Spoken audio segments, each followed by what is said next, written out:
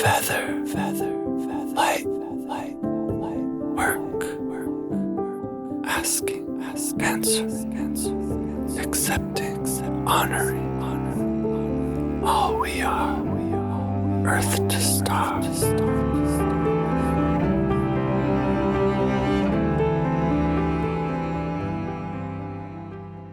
Another side topic related to filling up our love cup is drawing in a loved one. And I want to tell you a top secret. I somehow heard that in order for me to attract a companion, lady to walk with, I could hold space for her. I could begin to call her in by holding space and believing, trusting, knowing that she's coming. And I put that to the test. I made some bold moves. Can you share a bold move? Yeah, I flirted with a lot of different people on different occasions. I danced with people. I pursued a lot of relationships, but what I'm getting at is not the chase. That's goofy. But what I'm getting at is the actual action of creating space. Here's an example. Emptying a drawer in my house for a loved one to put her stuff. That action of clearing out a space for her to arrive, number one, creates the possibility for her to come in and put her stuff there. But it also that's the law of attraction right there. You're seeing it. You're literally creating space, holding space for her to arrive and put her stuff there. So that's just one example. Another example is pulling down the bed sheets on her side of the bed when I get in. It's a spiritual experience, and it also works. And, setting a table for two at dinner. We can take ourselves on a dinner date and a movie date by ourselves, show ourselves some love, do exactly what lights us up. Take a yoga class, do all the classes, go and see some beautiful art. For me, the art walks and the dancing.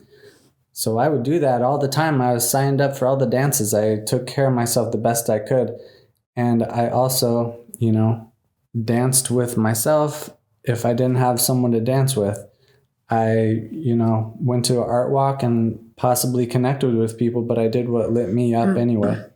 I took myself to some movies. I treated myself to some good meals. I date myself, I show myself love in all the different ways. And then, once you know it, I attracted a really special someone. And it was interesting because I never felt like I was missing in the big picture. As sometimes in this journey of calling in the one, I did feel like I was lonesome. I did feel like I was lacking the one when I was calling in the one. But when I think about it in the big picture, I was off balance at times in pursuing the one instead of seeing the one right here. And then being the one for myself, showing myself that love while holding space for another one to come and be in the love with me. It's like a no-brainer that's going to work. In my experience and in my inner knowing, that's just how it works. Like attracts like you say. So I needed to up my game. I needed to up level from a lack perspective, like I was missing something, to being the one I was looking for. Solving all those needs for myself, showing up for myself. And there we come back to the self-care, self-reliance, self-respect, taking care of myself, showing up for myself. And that creates a way.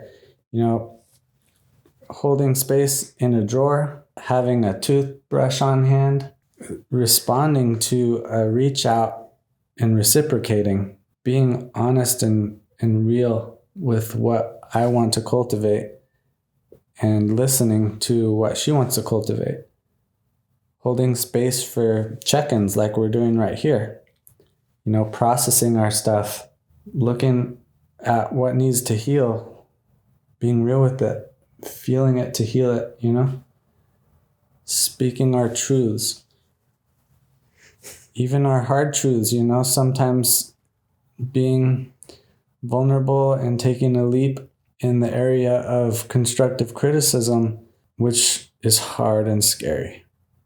And the truth will set us free. So we're learning how to hold the space for unconditional love also for each other now, not just for ourselves, not just looking in the mirror and say, I love you, Cabe, exactly as I am. Training myself to love myself.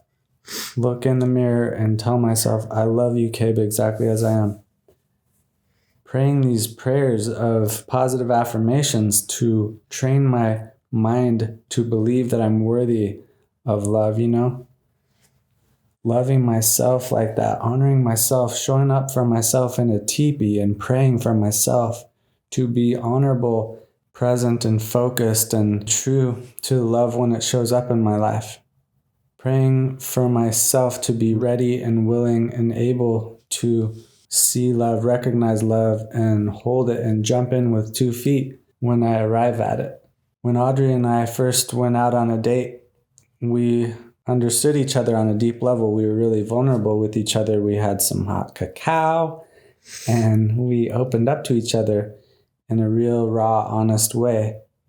And we met on the dance floor and it was pure fun and innocent, good times. And then pretty soon we're having a deep conversation and we got each other on such a deep level that we decided to jump in with 2 feet as a ceremonial action. We have a wonderful swimming pool here called Barton Springs Pool. It's this colossal, natural, spring-fed pool. And we held hands. We knew exactly what we were doing with our intentions, and we jumped in together.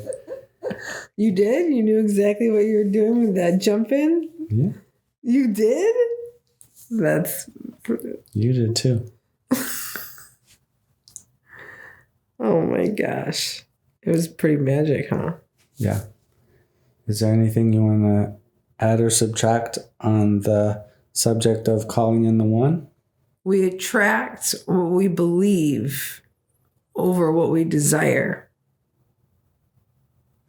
When we believe in ourselves and we believe in love and we believe in that it's possible and we believe that we are worthy and we are believing that it's coming and that it's on its way and we believe in ourselves. That's in addition to cultivating that relationship with ourselves, to cultivating love with ourselves. But when we believe, that's when things start to shift. Yeah, and I would venture to say even more than a belief, we can believe that the train is red, but if we know that the train is red, you're going to say that. Yeah. Knowing, it's a knowing. It's not up for debate. It's not a potential. It's not a maybe. It's not a kind of. It's not a at some point. It's already done, right? It's already done. To me, it's obvious that every single person is worthy of love because love is the entire makeup of who we are. Mm-hmm. So as long as we're being true to ourselves, honoring the love inside every cell of our bodies, honoring the love that is the origin and the end result of all that we are, honoring our love, of course we're going to attract what's like us. Yeah, I do think it's worth saying too that we're made up of all these different parts, and some of us are 100% ready, and maybe we have 75% of our parts ready, and maybe it's possible that some of our parts are a little bit nervous, some of our parts aren't fully in alignment. And I think I'd like to acknowledge in saying that that's okay. And if you find yourself in that position, that doesn't mean that you can't commit and go that way and be in that way. But maybe we can just allow those parts to exist and allow those parts to still be there. Then if we can have patience, I think sometimes in relationship, we really just We've been so hurt in so many ways. We just need this like 100% from the partner, like right from the very beginning, just so that we feel safe. But sometimes I feel like that can just extinguish it in so many ways. And we're not truly holding space for our partner the way our partner may need. And we may not be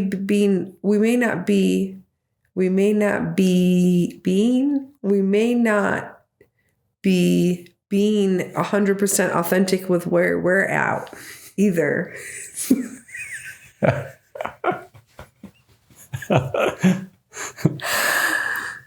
In closing to that thought, the point is that having grace with yourself and having grace with the partnership and allowing it to move at a pace and just trusting that whatever comes of it is going to be highest and best, and just jumping in with the risk, because relationships are risk.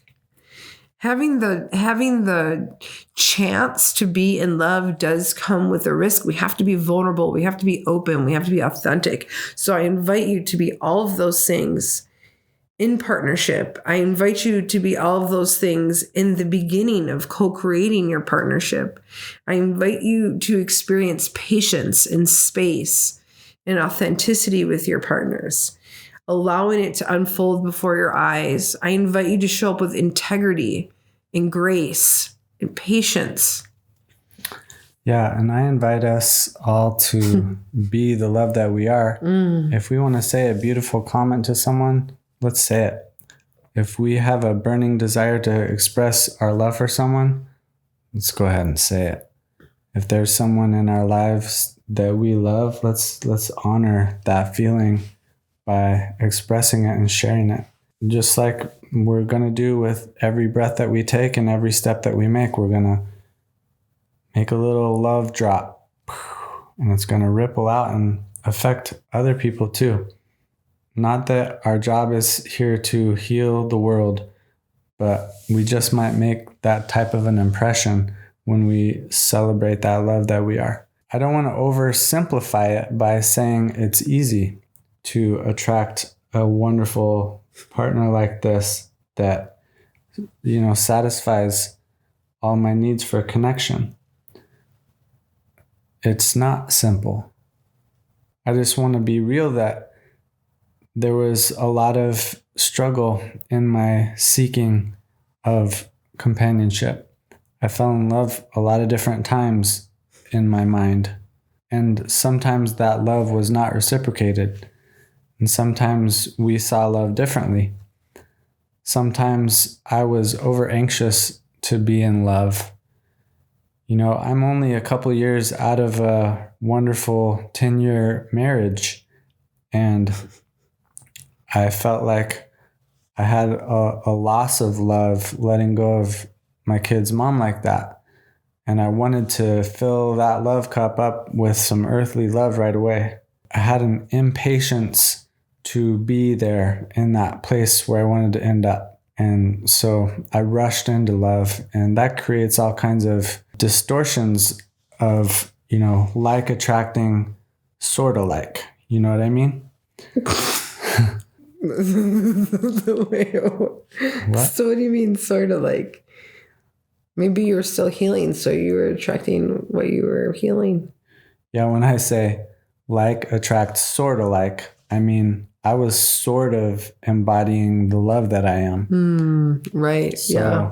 I was attracting some sort of love that's sort of like the love I was trying to embody. Yeah. But yeah, that rush energy comes with impatience, and it's just kind of clingy and needy, and it's not very desirable. Love is a confident thing. It's an inner knowing. It's a self-assurance. It's also doesn't try too hard. It just lives in its truth, What else is love? Love is patient. Love is kind. That's what they say. I don't know. There's lots of resources out there if anyone has any question on what love is. I think that's part of it too, is just exploring it. I think the priority is authenticity. Don't force it. And also, I think the thing is too, I have a lot of clients that I work with this on. I think the largest challenge we may encounter can be something that we create on our own. And it's navigating this relationship scene and feeling the dissonance and not necessarily being honest with ourselves about the dissonance for fear of not finding like something better. And so we feel that dissonance, and we know that the person that we're spending time with may not be in full alignment. And instead of just being grateful for the moment and realizing that and bowing out gracefully, or putting it in a friend zone, or, putting it in a healthy place when it's not in full alignment, maybe you're not feeling heard, maybe you're not feeling respected, maybe you're not feeling met in the place that you want to be met, but you're kind of like accepting that as the relationship that you're going to put energy into.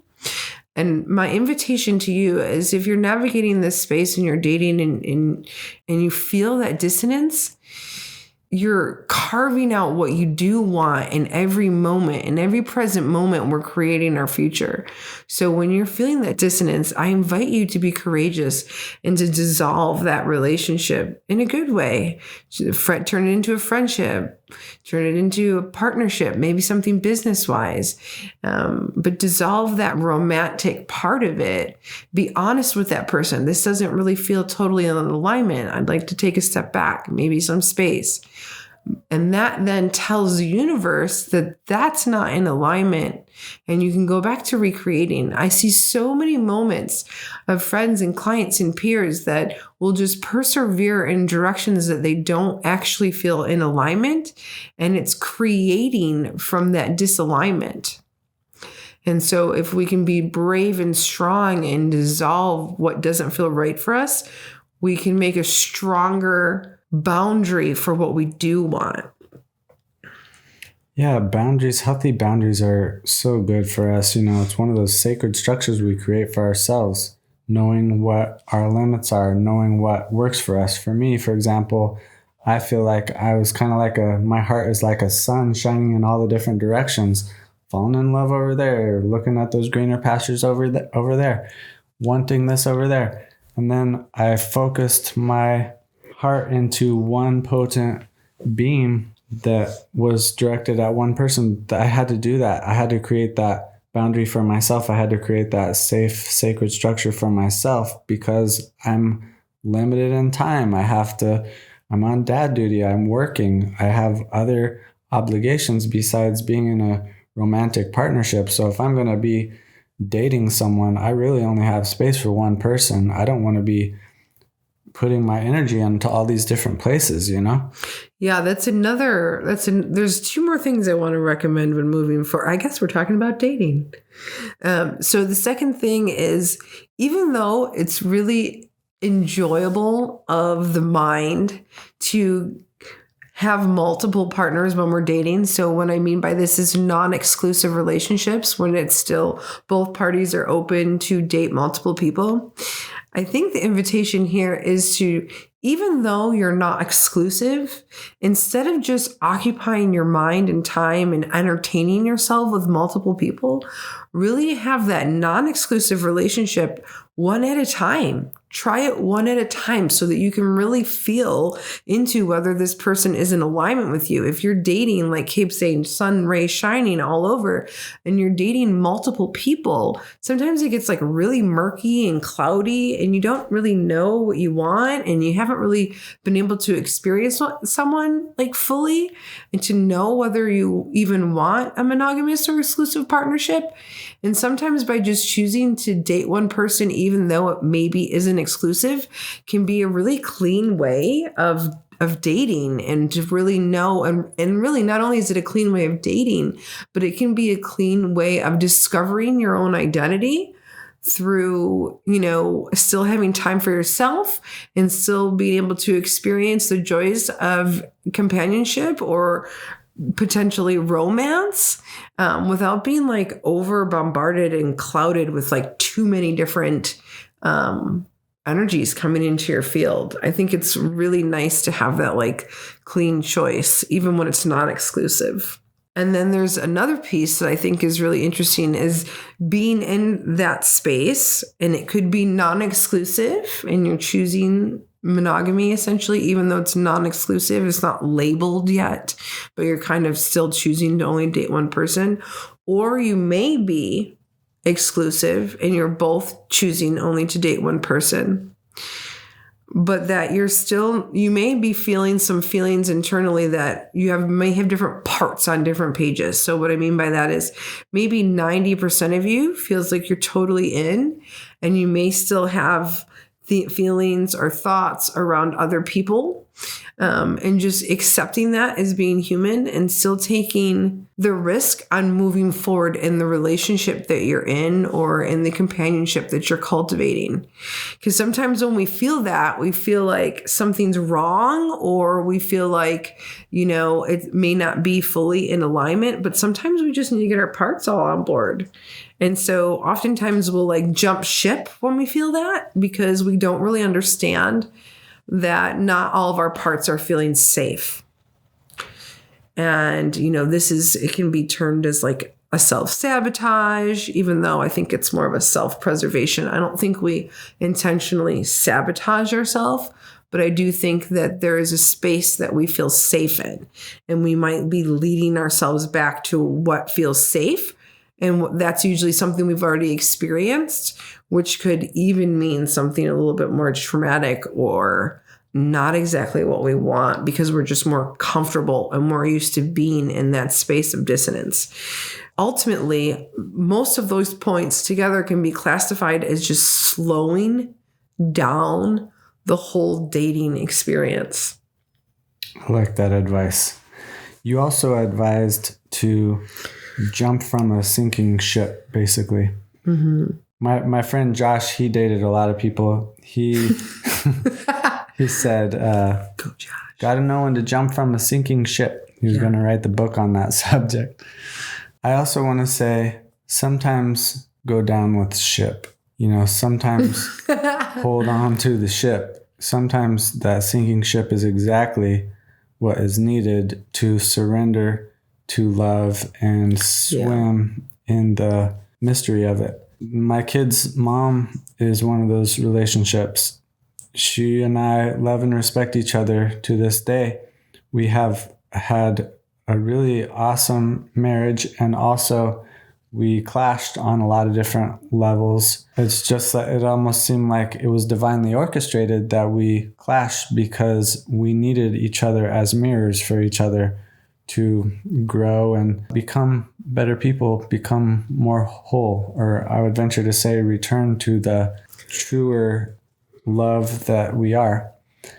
And so our relationship was conflicted in a lot of ways. We were really low resourced with the kids and stuff, and it had its challenges, and it also had disagreements here and there. And I think that was part of the magic of our connection, was that we were helping each other to see each other's gifts and, getting on each other's cases when we weren't standing in our grace and truth and finesse. So we helped each other. We fought for each other. We fought passionately for each other to be the best versions of ourselves. And we continue to love and respect each other, honor each other just like that. And then other relationships are the kind of love that looks like furious passion. And I've seen some love that is just yelling at each other and saying harsh words to each other. And I don't necessarily judge it as being wrong. Maybe that's the type of fierce relationship that some people crave. I really like the peaceful, comfortable kind of love that talks about this loud and really connects with each other in wonderful, intimate, beautiful, simple ways. I like that kind of love the best. I like all the kinds of love the best, though. I recognize that the pure love, the one, the love that we're calling in might not be entirely peaceful and peachy. It might come with its challenges here and there. It might come with its sacrifices here and there and its compromises. I think that's the way it works, actually. I think if I was going to look at it in artistic terms, harmony comes with some surprises, you know? Sometimes harmony sounds dissonant.